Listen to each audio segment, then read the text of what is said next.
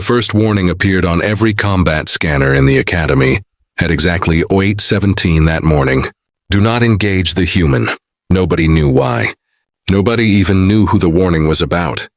The instructors assumed it was another system error, because the Galactic Military Academy had been operating for nearly 300 years, and its scanners had never issued the same warning for a living cadet. Then Mara Venn walked into the arena. She was small compared with most of the alien cadets standing around her, wearing nothing more than a dark training uniform and a pair of worn combat boots. No armor, no energy shield, no visible weapon. Around her stood warriors from species that could lift vehicles, see in darkness, react to bullets before they were fired, and survive wounds that would kill a human instantly. Mara looked almost painfully ordinary. That was why the laughter started. That's the human. Someone whispered from the upper gallery. Another cadet laughed. She looks like a maintenance technician. Commander Vial, the Academy's most feared combat instructor, heard them but said nothing. He stood in the center of the arena holding a silver training blade, its edge surrounded by a faint blue glow. The weapon was officially classified as non-lethal, although 3 cadets had broken bones during previous examinations while fighting him. Vial looked at Mara for several seconds before speaking. Cadet Venn, you have been given one opportunity to withdraw from the final combat examination. Mara looked at the blade. Why? Because the examination is designed for military combat specialists. I'm a military cadet. You are a human. Mara smiled slightly. Last time I checked, humans were allowed to join the military. A few aliens laughed again. Vial did not. He had already seen the scanner results. Mara's physical strength was low by Academy standards. Her reaction time was average. Her bone density was unimpressive. Her heart rate was normal. There was nothing extraordinary about her, and yet the scanner had refused to assign her a threat rating. Every time it attempted to calculate one, the system returned the same message. Analysis incomplete. Engagement not recommended. Vial raised his blade. 5 minutes, he said. You survive 5 minutes, you pass. Mara nodded. The arena doors closed behind her. The countdown reached 0. Vial moved first. To the spectators, he seemed to disappear. One instant he stood 20 meters away. The next, his blade was already coming toward Mara's shoulder. The crowd expected her to fall. Instead, Mara turned her body by a fraction of an inch and the blade passed beside her. Vial struck again. She stepped backward. Again, she moved sideways. Again, she ducked. His attacks became faster, harder, more aggressive. But Mara never tried to strike him. She simply kept moving. At first, the cadets laughed. Then they stopped. After 30 seconds, Vial realized something that made his stomach tighten. She wasn't reacting to his attacks. She was anticipating them. He changed his rhythm. Mara changed with him. He attacked from the opposite side.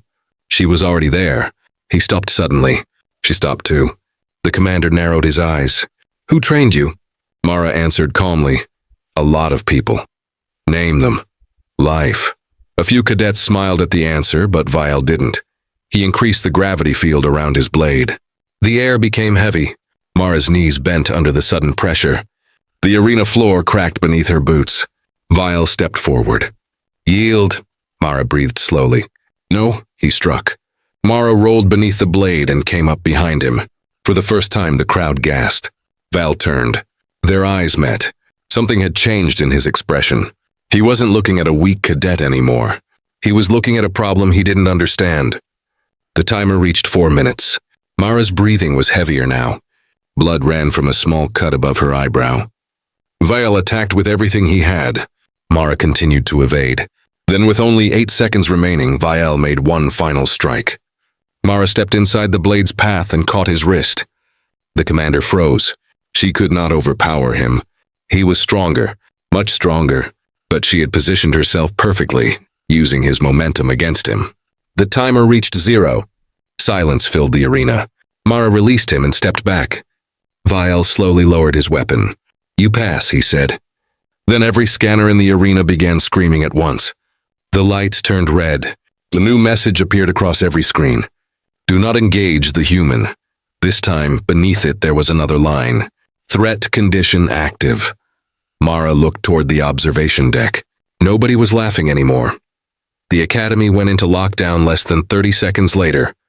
Emergency shutters dropped over every exit.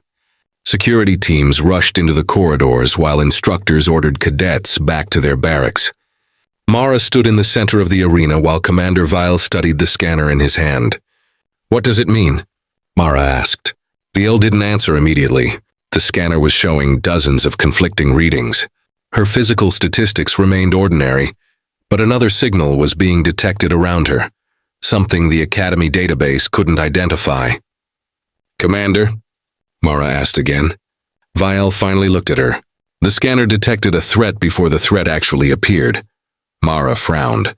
"What threat?" The answer came from the Academy's communication system. Vault 7 has been breached. Every instructor in the arena went still. Vault 7 was not part of the public academy. Most cadets didn't even know it existed. It was buried beneath the oldest section of the facility and protected by military-grade security. Vile's expression hardened. What was stored there? The communications officer hesitated. An experimental combat organism. A low growl echoed through the arena floor. The cadets heard it before they understood what it was. Then the floor shook.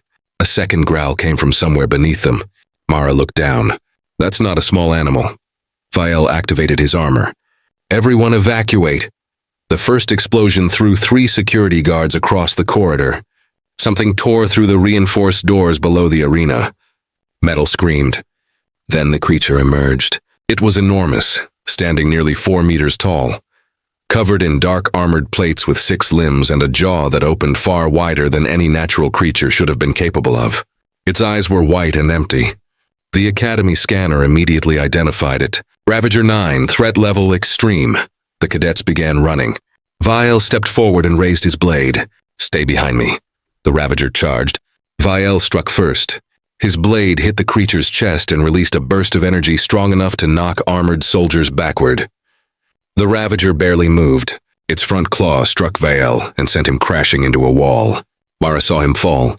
Then she saw a young cadet trapped beneath a piece of broken metal. The creature turned toward the cadet. Mara ran.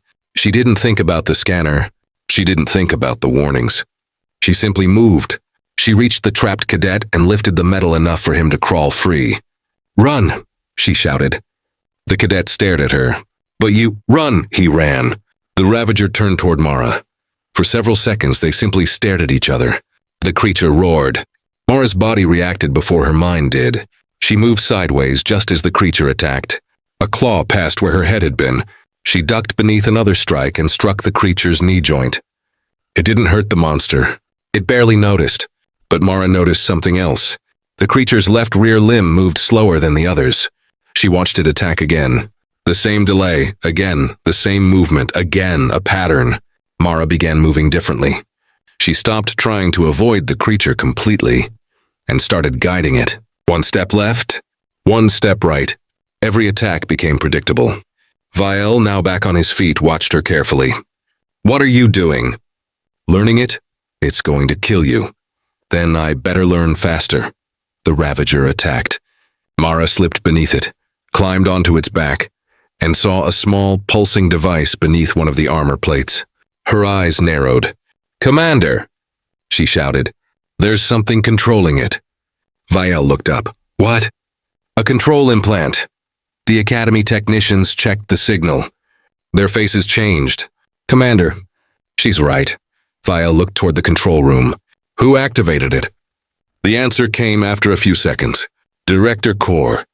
Mara looked toward the main screen as the face of the Academy's director appeared. He was an old military strategist with a reputation for believing that peace was simply another form of weakness. He looked at Mara and smiled. "So the human finally showed us what she's capable of." Mara stared at him. "You released this thing." "I needed a test." Vile's voice became cold. "You endangered hundreds of cadets." Core shrugged. "War doesn't care about numbers." Mara looked at the creature beneath her. "Neither does stupidity." Core's smile disappeared. He gave the command to increase the creature's aggression. The Ravager screamed and violently threw Mara across the arena. She hit the floor hard enough to lose her breath.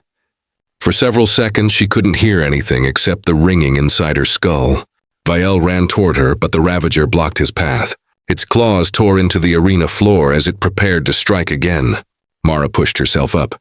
Her ribs hurt. Her vision blurred. She could hear cadets shouting from the exits, but she also heard something else. The terrified breathing of the young cadet she had rescued. He was still nearby.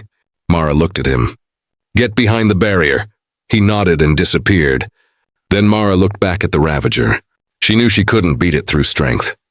That wasn't how humans survived things stronger than themselves. They survived by finding the weakness.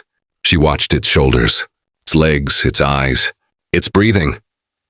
Then she noticed the control implant again. It pulsed every time the creature received a command. Mara realized the creature wasn't simply being controlled. It was being forced to fight through pain. "Vale," she shouted. "Keep it facing you!" "Why? Just do it." The commander didn't hesitate. He charged. The Ravager focused on him. Vile blocked one strike, then another. He couldn't hurt the creature, but he could keep its attention. Mara ran around the side. She climbed onto its rear armor and reached the implant. The creature sensed her. It twisted violently. Mara lost her grip and fell. She landed beneath one of its claws.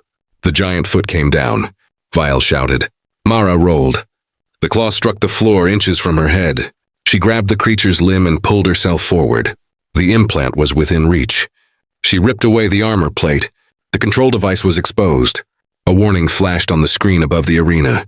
Authorized command, terminate human. Mara looked at it and almost laughed. "That's rude." She grabbed the implant. Electricity surged through her body. Her muscles locked. The Ravager screamed. Mara refused to let go. The pain was incredible. Her hands burned. Her vision went white. But she remembered something her father had once told her when she was a child. Fear didn't mean stop. Pain didn't mean stop. Sometimes pain simply meant you were still alive. Mara pulled harder. The implant tore free. The Ravager collapsed beside her. The arena went silent. Mara lay on the floor, breathing heavily, the broken control device still in her hand. Then the main doors opened. Armed security soldiers entered. Director Kor appeared on the screen. "Commander Vile, step away from the human." Vile didn't move. "Why?" "She is an uncontrolled combat asset." Mara slowly stood. "I'm standing right here." Kor ignored her. "Humanity has concealed its true capabilities from the Galactic Council." Vile's eyes narrowed. "What are you talking about?" Kor activated a file on the screen. Showed old recordings from Earth. Soldiers running through forests. Humans fighting despite injuries. Rescue teams entering collapsing buildings. Pilots flying damaged aircraft. Medics working under fire. Astronauts repairing equipment in impossible conditions. Kor pointed at the images. "Your species has survived a death world without possessing the physical advantages of most advanced species. You adapted instead. You learned to cooperate. You learned to improvise. You learned to continue functioning under conditions that would incapacitate superior organisms." Mara looked at the screen. Kor continued. "The scanner cannot calculate your threat because it measures strength, speed, reaction time, biological weapons, and energy output. It does not know how to measure determination." Vile looked at Mara. "So the warning..." Kor smiled. "The warning was mine." Mara stared at him. "You created it?" "Yes. Why?" "Because I wanted to see what happened when humanity was pushed far enough." The commander looked furious. "You used cadets as bait. I used an academy as a laboratory." Mara stepped forward. "And what did you learn?" Kor looked directly at her. "That the stories are true." Mara waited. "Humans don't stop." Kor's smile returned. "Exactly." Then he activated the Academy's orbital weapons. The entire building shook. Outside, hundreds of satellites moved into position above the Academy. Every screen turned red. "Planetary strike system armed." Kor's voice echoed through the facility. "If I cannot control what I have discovered, I will destroy it." Vile looked at Mara. "Can you stop this?" Mara looked at the countdown. "I don't know." Vale stared at her. Mara gave him a tired smile. "But I know someone who might." The Academy's youngest communications cadet was barely 19 years old and had never been in combat. He was also the only person who had noticed something everyone else had missed. Kor's orbital system wasn't controlled directly from the Academy. It was connected through an old emergency network built decades earlier. The network had 3 access points, and one of them was still located inside the combat arena. Mara looked at the young cadet. "Can you access it?" He swallowed. Maybe is good enough." Vale stared at her. "What are you planning?" Mara pointed toward the control room.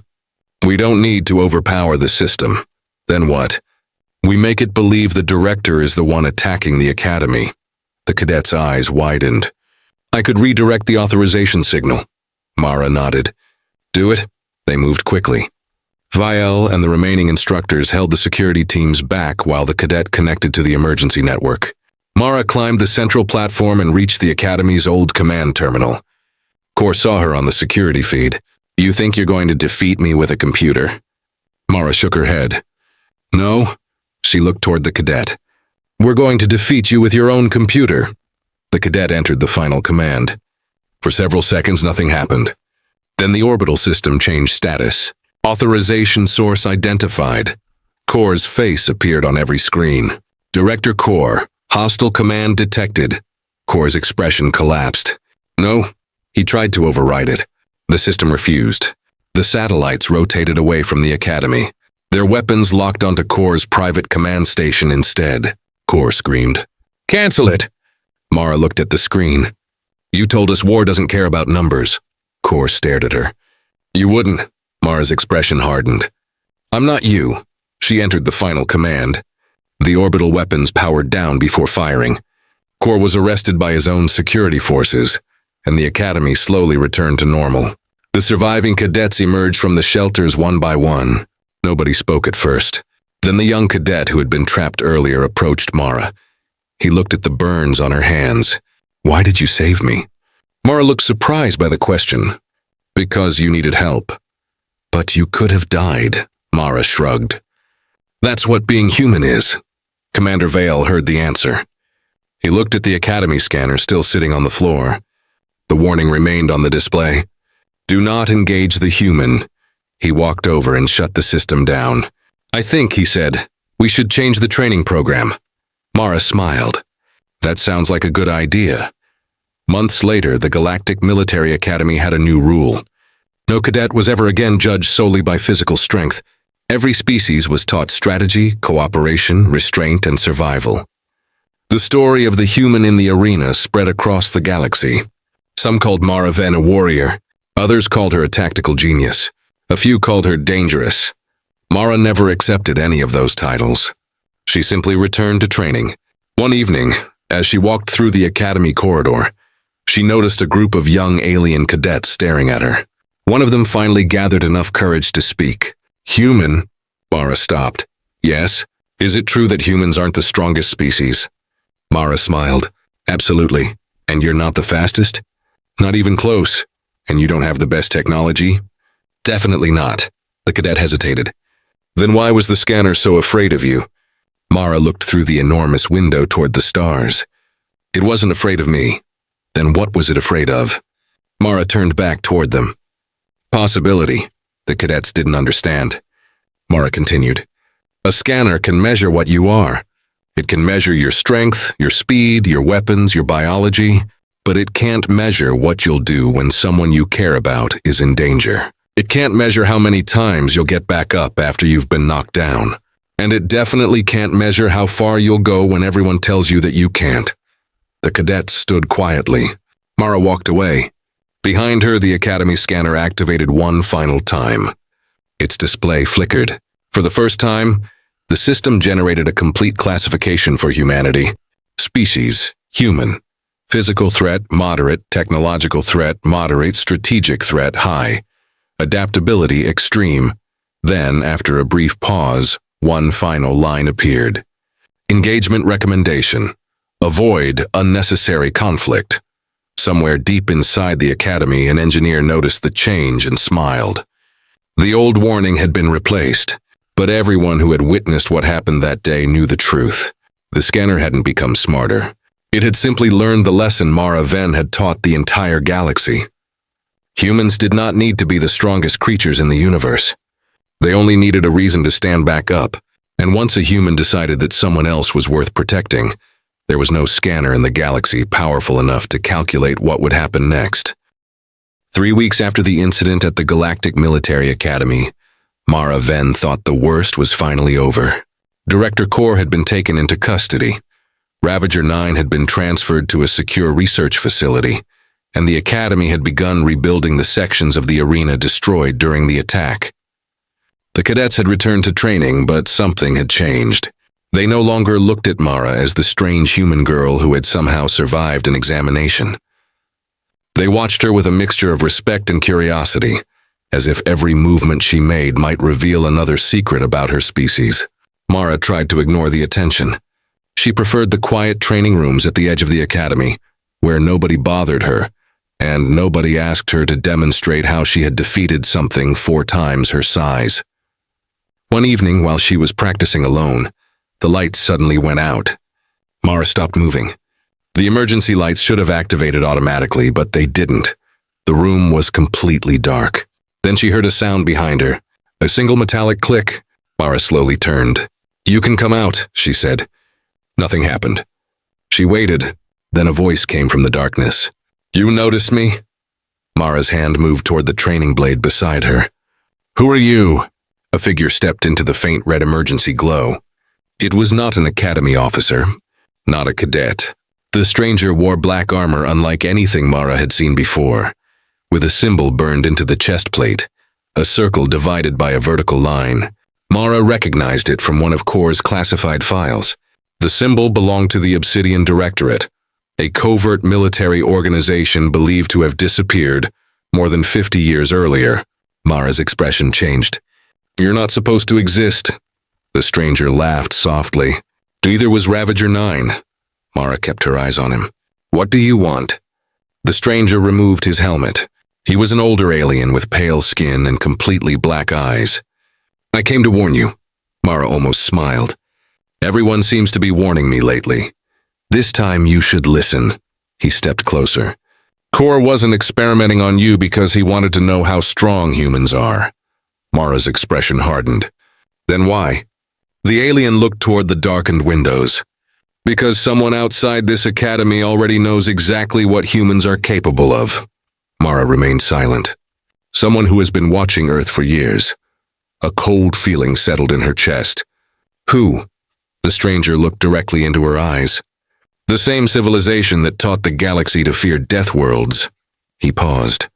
"They aren't interested in fighting humanity." Mara waited.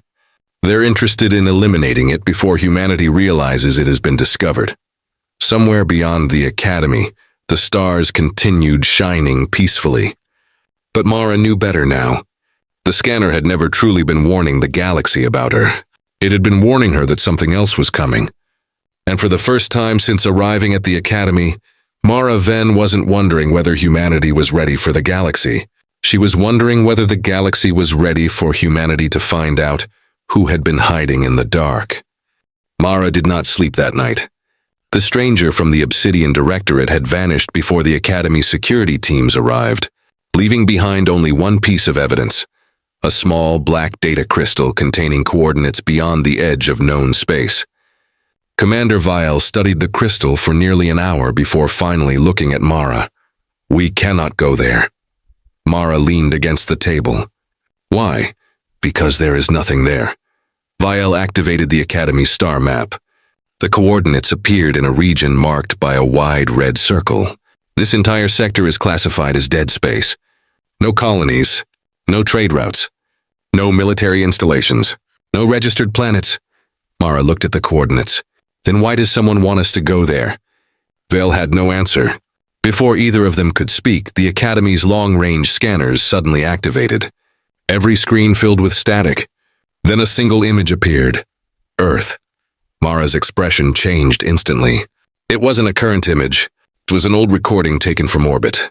Earth appeared blue and beautiful beneath a layer of clouds. Then the image zoomed in. A second symbol appeared over the planet. The same black circle divided by a vertical line. Vial stared at it. "They've been watching Earth." Mara nodded. "For how long?" The scanner answered before Vial could. "First observation, 47 years ago." Mara went still. 47 years. Someone had been monitoring humanity before she was born. Then another message appeared. Active surveillance confirmed. The Academy's alarm began screaming. Vile rushed to the command console. We're being scanned. Mara looked toward the stars. From where? The technician's voice trembled. Everywhere. On the tactical display, hundreds of faint signals appeared around the Academy. They weren't ships. They weren't satellites. They were small objects moving silently through space, surrounding the station from every direction. Vuyel immediately ordered the Academy's defenses online, but Mara noticed something strange. The unknown objects weren't attacking. They were simply watching. Then one of them transmitted a message. Every speaker in the Academy came alive with a calm, emotionless voice. Human Representative Mara Venn, your species has been observed. Your behavior has been evaluated. Your survival probability has been calculated. Mara stepped toward the communication console, and the voice paused. You are not supposed to exist. Val raised his weapon. Identify yourself. The voice ignored him. Your homeworld was classified as a natural containment zone. Primitive, isolated, unimportant. But humanity has now entered interstellar space. Mara's eyes narrowed. Who classified Earth? The answer came immediately. We did. The lights flickered. Then every unknown object around the Academy simultaneously changed position. The tactical display showed them moving into formation. Vile's face went pale. They're not surrounding us. Mara watched the formation carefully. No, she understood. They're demonstrating how easily they could destroy us. The voice returned. This is your only warning. Return to your world. Stop military expansion. Stop diplomatic contact. Stop exploring beyond your current borders. Mara stared at the stars. And if we refuse? Silence. Then the answer came. Then we will remove the problem. The transmission ended. The unknown ships vanished from the scanners as quickly as they had appeared. For several seconds, nobody spoke. Then Vile looked at Mara. What do you want to do? Mara looked down at the black crystal containing the coordinates. Find out who they are. Vile shook his head. That could start a war. Mara picked up the crystal. Maybe. She looked toward the window. But they already decided we're their enemy. Her expression hardened. The difference is that they don't know us yet. Vile understood what she meant. Humanity had spent its entire history surviving things it didn't understand. This would be no different. Somewhere beyond the edge of known space, an enemy had been watching Earth for 47 years. They believed humans were an accident that had escaped containment. They believed fear would send humanity back into hiding. They had made the same mistake every opponent before them had made. They had mistaken humanity's willingness to avoid a fight for an inability to fight. Mara turned toward the command deck. Get me a ship. Vile stared at her. Where are you going? Mara looked at the coordinates glowing in her hand. To the place they told us never to go. And as the Academy's engines began powering up, a new warning appeared on every scanner in the facility. Do not engage the human this time. Instead, the system displayed a message nobody had ever seen before. Unknown enemy detected. Human response pending. The ship left the Academy before sunrise, carrying Mara Venn, Commander Vile, and a small team of officers toward the coordinates hidden inside the black crystal. Nobody spoke much during the journey. The farther they traveled, the quieter space became. Stars disappeared one by one, until the windows showed nothing but darkness. Then, after 11 hours, the navigation system announced that they had reached the coordinates. There was no planet, no station, no fleet, nothing. Val frowned. We came all this way for empty space? Mara looked at the crystal in her hand. Wait, the crystal suddenly activated. A massive structure appeared from the darkness, invisible until it received the crystal's signal. It was larger than a city, and completely covered in black armor. Hundreds of lights appeared across its surface. Fael stared at the display. That's not a station. Mara shook her head. No, the structure moved. Slowly at first, then faster. It unfolded like a machine awakening from sleep. The entire object transformed into a gigantic warship. Their sensors immediately detected thousands of weapons. Then a communication channel opened. The same emotionless voice spoke. Human vessel. You were warned. Mara stepped toward the communication screen. And you were hiding. Silence followed. Identify yourselves. The voice answered, We are the custodians. Mara looked at Vial. The name meant nothing to him.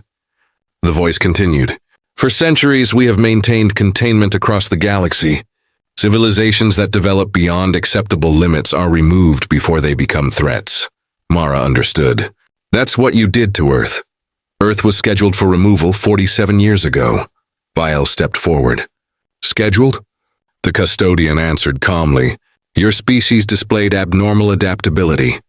We predicted that if humanity reached the stars, containment would become impossible. Mara looked through the window toward the enormous fleet surrounding them. So you came to destroy us before we became dangerous. Correct. Mara was silent for several seconds. Then she asked, How many worlds have you destroyed? The answer came immediately. 112. Vial's face hardened. And you call yourselves custodians? We preserve galactic stability. Mara looked at the fleet. Then she noticed something strange. The weapons weren't charging. The ships weren't moving. They were waiting. Why haven't you attacked? The voice paused. Because your arrival created an unexpected variable. Mara smiled faintly. Me? No. The voice became quieter. Humanity. Mara stared at the screen. You studied our biology. You studied our military history. You studied our technology. But you never studied why we keep surviving. There was silence. Mara continued. You think survival is about strength. It's not. It's about refusing to accept that the story has already ended. Vial looked at her, understanding where she was going. Mara activated the ship's transmitter and opened every available communication channel across the galaxy. She sent the custodians files, their recordings, their destruction records, everything they had hidden. Thousands of civilizations received the evidence simultaneously. The galaxy saw the truth. Worlds thought to be naturally extinct had been erased. Entire civilizations had disappeared because they were considered future threats. The custodians had not been protectors. They had been executioners hiding behind the word stability.